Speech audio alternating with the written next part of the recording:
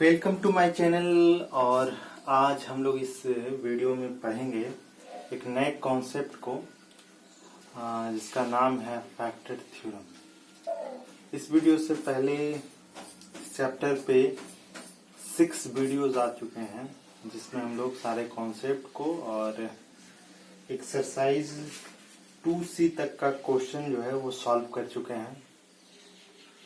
इस वीडियो में हम लोग पढ़ेंगे फैक्टर थ्योरम और उससे रिलेटेड कॉन्सेप्ट को समझेंगे और उस पे फिर कुछ क्वेश्चन को सॉल्व करेंगे। ठीक है, तो सबसे पहले फैक्टर थ्योरम को हम समझे। इससे पहले हमको फैक्टर समझना होगा कि फैक्टर क्या होता है। ठीक है, तो किसी नंबर को जब हम लोग डिवाइड करते हैं और तो उस नंबर को डिवाइड करने वाला जो नंबर होता है यानी कि जो डिवाइजर होता है, अगर किसी नंबर को परफेक्टली उसको डिवाइड कर दे, ठीक है, तो हम कहेंगे कि वो क्या है, उसका फैक्टर है। जैसे कि मान लीजिए 2 है, 2 को हम डिवाइड करते हैं 2 से 5 को, तो 2 2 जा 4, यहाँ हमारा रिमाइंडर जो है वो बच गया 1। इसका मतलब ये हुआ कि ये जो 2 है वो 5 को एग्जैक्टली डिवाइड नहीं कर रहा है। क्यों? क्योंकि रिमाइंडर कुछ ना कुछ बच रहा है। एग्जैक्टली डिवाइड करने का मतलब ये है कि यहाँ पे जो रिमाइंडर आएगा वो 0 आएगा, लेकिन इस केस में रिमाइंडर जो है वो 1 आ गया। तो हम लोग ये कह सकते हैं कि ये 2 जो है इस 5 का फैक्टर नहीं है। 2 इज नॉट फैक्टर ऑफ 5, ये बात। लेकिन जब इसी 2 को हम लोग 4 को डिवाइड करेंगे, इसी 2 से 4 को, ये 2 2 जा 4, यानी कि यहाँ पे रिमाइंडर जो है वो हमारा आ गया 0। तो इस केस में कह सकते हैं कि 2 इज द फैक्टर ऑफ 4। 2 जो है वो क्या है, फैक्टर है किसका, 4 का। ठीक है, तो इस बात का यहाँ से ये पता चला कि कोई नंबर, कोई डिवाइजर किसी नंबर का फैक्टर है कि नहीं। इस केस में हम लोग कैसे पता करते हैं, उस नंबर को डिवाइड करेंगे, रिमाइंडर 0 आ गया तो कहेंगे फैक्टर है, और रिमाइंडर 0 आ गया तो कहेंगे फैक्टर है, और रिमाइंडर 0 नहीं आया तो कहेंगे कि फैक्टर नहीं है। ठीक है, यानी कि अब हम लोग यहाँ से ये समझ जाएं कि जब भी आपको फैक्टर का कॉन्सेप्ट सामने आए किसी के लिए, किसी नंबर के लिए या किसी एक्सप्रेशन के लिए, तो उस समय आप इस बात का ध्यान रखिएगा कि रिमाइंडर जो है वो क्या आना चाहिए, 0 आना चाहिए। ठीक है, इसका मतलब ये हुआ कि अगर जो ये तो नंबर के केस में हो गया, अगर यही बात को हम अलजेब्रिक एक्सप्रेशन के फॉर्म में या उसके रिलेटेड समझना चाहें तो कैसे समझ सकते हैं। तो एक्सप्रेशन के टर्म में अगर जो इस बात को हमको समझना होगा तो हम कैसे समझेंगे। तो इसको हम लोग ऐसे समझ सकते हैं कि अगर जो कोई एक डिवाइजर मान लीजिए x-2 है, और इसको अगर जो किसी एक्सप्रेशन मान लीजिए 2x² + 1 इस तरीके का डिविडेंड है, और इससे इसको डिवाइड करते हैं, और यहाँ पे जो हमारा रिमाइंडर है वो अगर 0 आ जाता है, तो हम लोग कहेंगे कि ये जो x-1 है ये इसका फैक्टर है। अगर जो नहीं आता है तो कहेंगे कि x-1 जो है वो इसका फैक्टर नहीं है। तो इसका मतलब ये हुआ कि कोई एक्सप्रेशन, कोई अलजेब्रिक एक्सप्रेशन किसी का फैक्टर है कि नहीं है, किसी पॉलिनोमियल का फैक्टर है कि नहीं है, इस बात का पता करने के लिए हमको ये जानना पड़ेगा कि उसका रिमाइंडर जो है वो 0 है कि नहीं है। अगर जो 0 के अलावा कोई और नंबर है तो वो फैक्टर नहीं होगा, और अगर सिर्फ 0 आ रहा है तो कहेंगे कि वो जो डिवाइजर है वो इस पॉलिनोमियल का या गिवन पॉलिनोमियल का क्या है, फैक्टर है। ठीक है, तो यानी कि हमको फैक्टर पता करने के लिए इस केस में भी ये पता करना पड़ेगा कि हमारा जो रिमाइंडर है वो जीरो है या नहीं है। ठीक है, इतना बात अगर जो आपको समझ में आ गया है तो आप फैक्टर थ्योरम समझ चुके हैं। ठीक है, तो फैक्टर थ्योरम भी यही बात को कहता है। क्या कहता है, तो जो बुक में लिखा हुआ है डेफिनेशन, वो कह रहा है कि let F X be a polynomial, let F X be a polynomial. एक मिनट लाइट ऑन करते हैं। ठीक है, तो बुक का जो डेफिनेशन है वो भी क्या कहता है वो एक बार देख लेते हैं हम लोग। तो इसमें कह रहा है कि let F X be a polynomial of degree n that is greater than 1। मान लीजिए कि कोई एक पॉलिनोमियल एफ एक्स है जिसका डिग्री क्या होना चाहिए, कोई एक पॉलिनोमियल एफ एक्स है इसका डिग्री जो है वो होना चाहिए ग्रेटर देन 1। क्या होना चाहिए, greater than 1। And let A be a real number, और ए क्या होना चाहिए, एक रियल नंबर होना चाहिए। तो कह रहा है कि अगर जो एफ ए का वैल्यू अगर जो 0 आता है तो x माइनस ए जो है वो क्या होगा, फैक्टर होगा। ठीक है, x माइनस ए जो है वो फैक्टर ऑफ एफ एक्स होगा। इस बात को समझिए कि अगर कोई पॉलिनोमियल एफ एक्स है जिसका डिग्री जो है वो ग्रेटर देन 1 होना चाहिए। ग्रेटर देन 1 का मतलब इसलिए क्योंकि जब हम इसको डिवाइड करेंगे तो पॉलिनोमियल तो वो लीनियर पॉलिनोमियल होगा, तो इसका डिग्री तो ऑलरेडी 1 है। तो जब इससे डिग्री बड़ा होगा, जो डिविडेंड होगा उसका डिग्री इससे बड़ा होगा तभी तो उसको डिवाइड कर पाएंगे। तो इसीलिए यहाँ पे कह रहा है कि डिग्री जो है वो ग्रेटर देन 1 होना चाहिए। अगर जो ऐसा होता है तो फिर क्या होगा कि आपको निकालना होगा एफ ए, और एफ ए का निकालने का मतलब है कि ये हम लोग क्या निकाल रहे हैं, ये हम लोग रिमाइंडर निकाल रहे हैं। और अगर जो एफ ए का वैल्यू 0 के बराबर आ जाता है तो कहेंगे कि x माइनस ए जो है वो फैक्टर है एफ एक्स का। ठीक है, इस बात को आप सिंपली ऐसे समझ सकते हैं कि आप एक कोई पॉलिनोमियल मान लेते हैं कि ले लेते हैं। ठीक है, जैसे कि मान लीजिए कि एक पॉलिनोमियल ले लिए हम लोग, एक पॉलिनोमियल मान लीजिए एफ एक्स है, उसको हम लोग ले लेते हैं। जैसे कि मान लीजिए कि 2x स्क्वायर प्लस 1। ठीक है,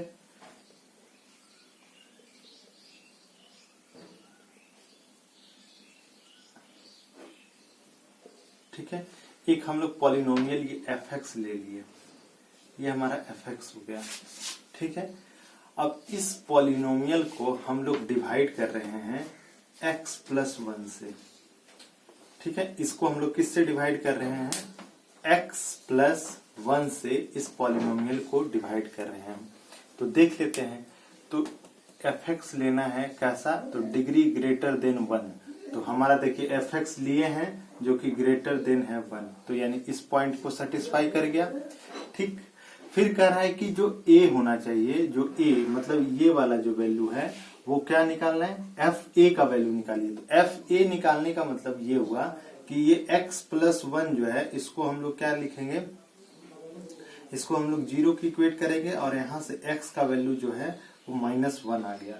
इसका मतलब यहाँ पर जो a का वैल्यू है वो किसके बराबर है, -1 के बराबर है।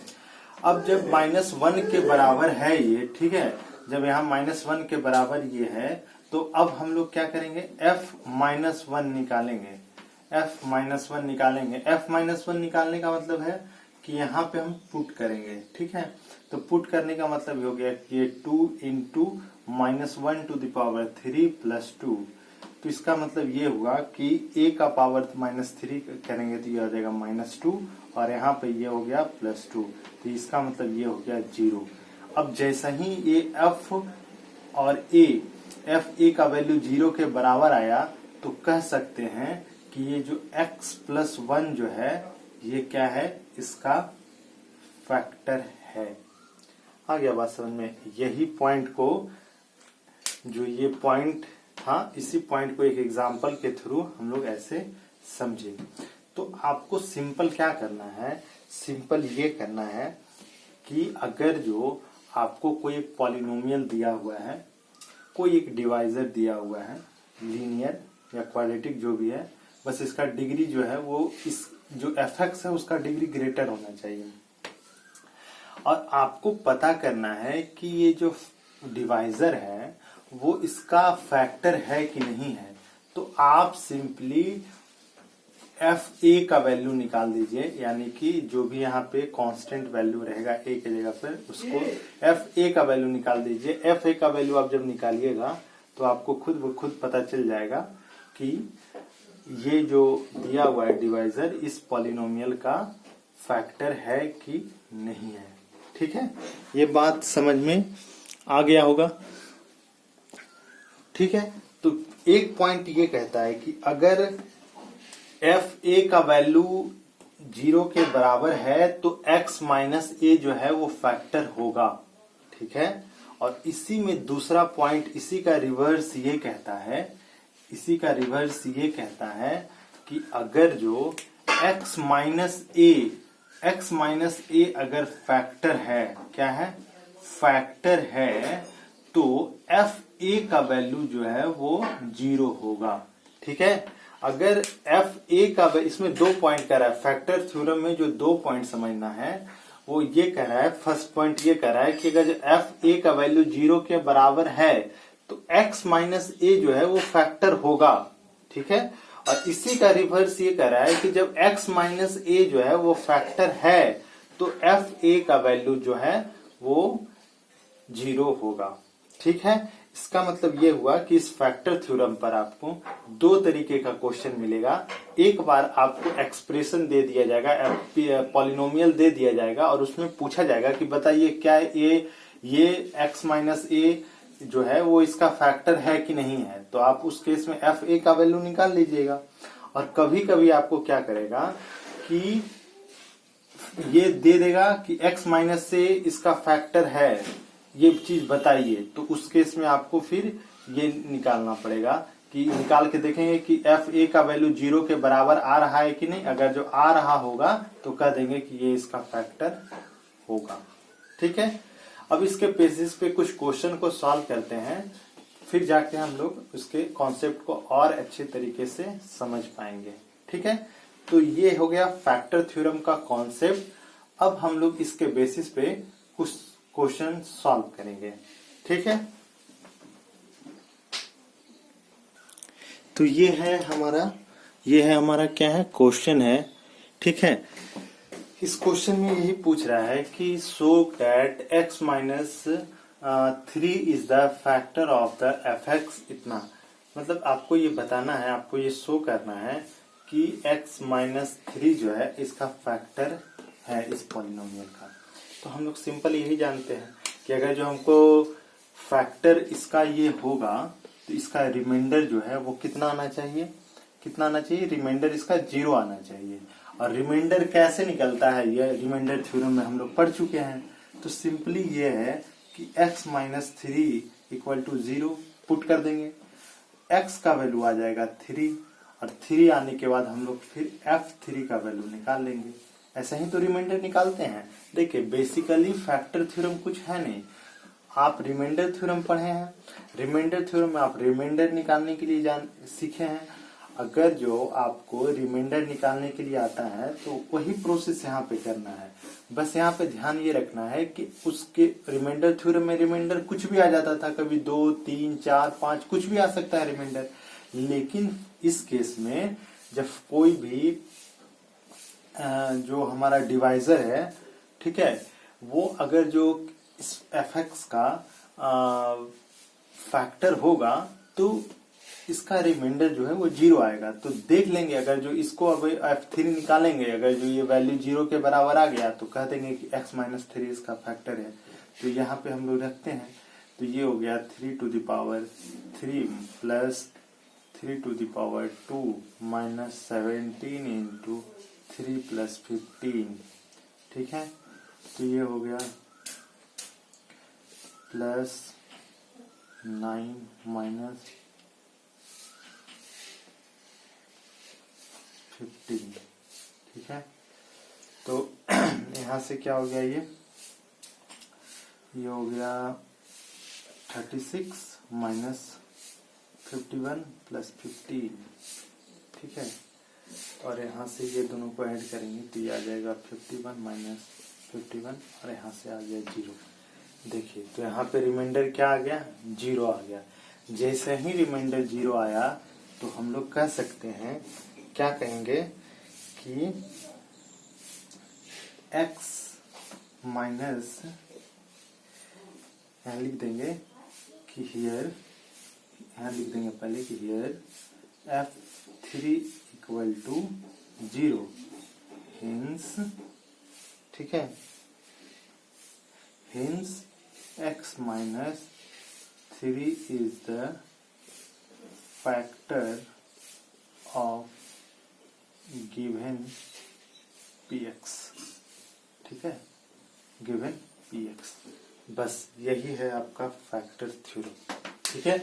आपको रिमाइंडर निकाल लेना है, रिमाइंडर का वैल्यू 0 आ जाएगा, आप कह दीजिएगा कि वो जो है इसका फैक्टर है, ठीक है। इसी बात का आपको ध्यान रखना है।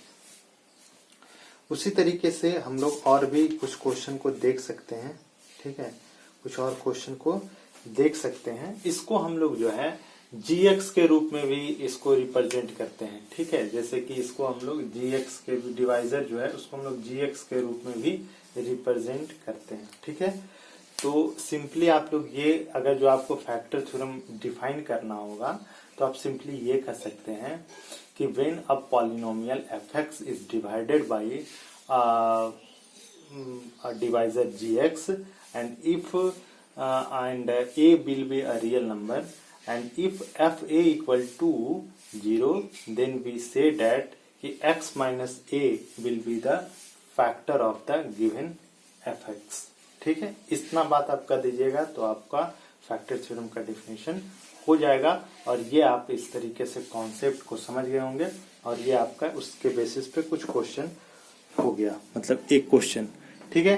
अगर जो एक और क्वेश्चन आप सॉल्व करना चाहते हैं तो उसको भी आप कर सकते हैं, उसको अभी आप कर सकते हैं, ठीक है। जैसे कि आपको आगे का भी क्वेश्चन उसी तरीके से है, फाइंड द वैल्यू ऑफ ए। अच्छा, ए का वैल्यू वाला एक क्वेश्चन इसमें आता है, ठीक है। फाइंड द वैल्यू ऑफ ए, कब, find the value of A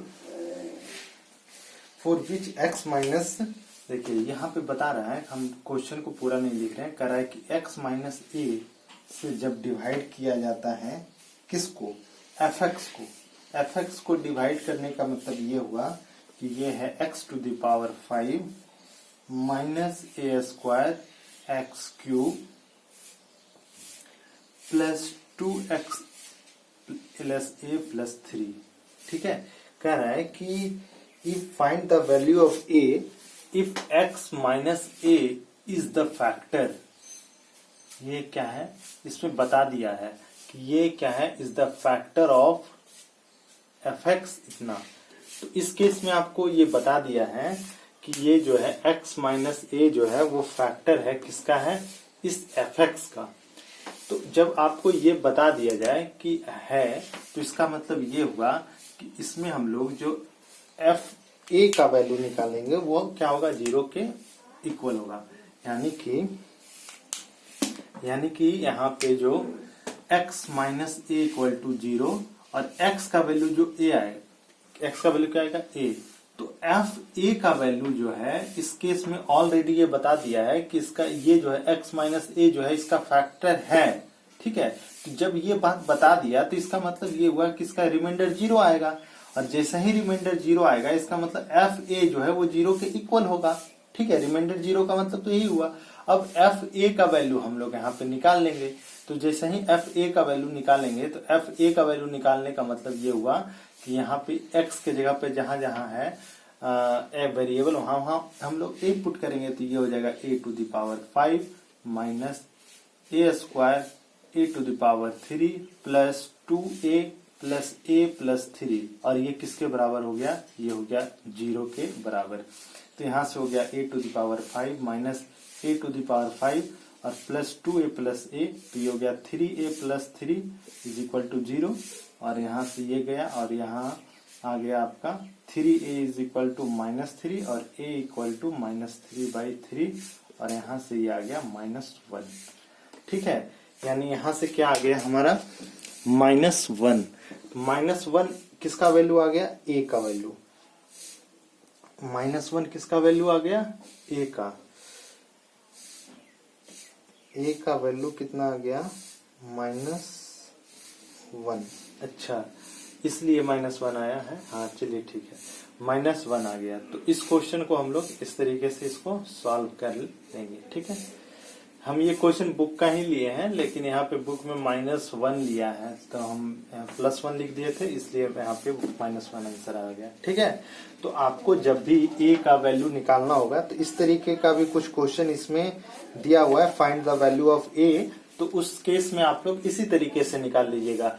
find the value of a होगा, लेकिन उस टर्म में आपको बता देगा कि x - a जो फैक्टर है, तो फैक्टर है तो इसका मतलब रिमाइंडर 0 होगा। रिमाइंडर 0 होगा तो इस केस में हम लोग रिमाइंडर निकाल के और उसको 0 से इक्वेट कर लेंगे, और यहाँ से फिर हम लोग जैसे लीनियर इक्वेशन को सॉल्व करते हैं उस तरीके से, या सिंपली हम लोग सॉल्व कर लेंगे जैसे इक्वेशन को सॉल्व करते हैं। ठीक है, तो इस तरीके से ये हमारा हो गया कॉन्सेप्ट फैक्टर थ्योरम का, और इसके बेसिस पे कुछ क्वेश्चन हो गया। अब हम लोग जब नेक्स्ट एक्सरसाइज वीडियो में मिलेंगे तो उसमें हम लोग क्या करेंगे, एक्सरसाइज 2D करेंगे, और 2D का क्वेश्चन हम लोग सॉल्व करने का कोशिश करेंगे। तो आपको कॉन्सेप्ट बता दिया गया है, तो आप क्या कीजिए कि पहले एक्सरसाइज 2D बनाने का कोशिश कीजिए। अगर जो आपसे क्वेश्चन नहीं बनता है तो इसी वीडियो के कमेंट में आप क्वेश्चन जरूर कमेंट कर दीजिए कि सर ये क्वेश्चन नहीं बना। तो फिर हम लोग क्या करेंगे कि नेक्स्ट वीडियो जो आएगा उसमें हम लोग उस क्वेश्चन को जरूर डिस्कशन करेंगे जिसको आप कमेंट कीजिएगा। ठीक है, तो ये हो गया फैक्टर थ्योरम और उससे रिलेटेड कॉन्सेप्ट। तो आई होप आज आप इस वीडियो को एंजॉय किए होंगे, और अगर जो आप कुछ चीज सीख पाए हैं इस वीडियो से तो चैनल को सब्सक्राइब कर लीजिए और वीडियो को लाइक कर दीजिए। ठीक है, थैंक यू।